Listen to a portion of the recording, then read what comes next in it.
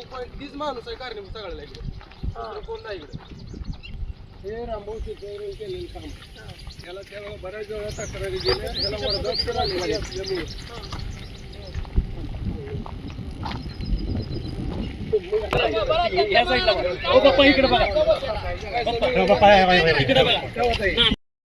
पाऊस असल्यामुळे मुळी वाढली.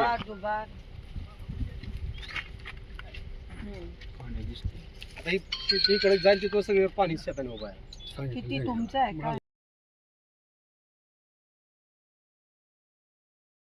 करून घ्या ना.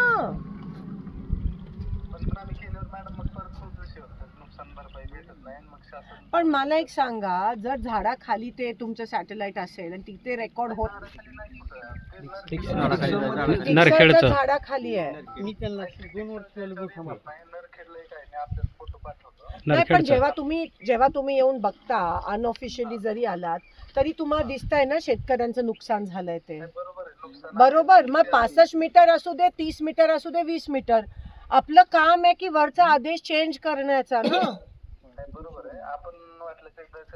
मी बोलले आणि हे ना ह्याच्यातून बाहेर यायलाच 5 वर्ष लागणार आहेत.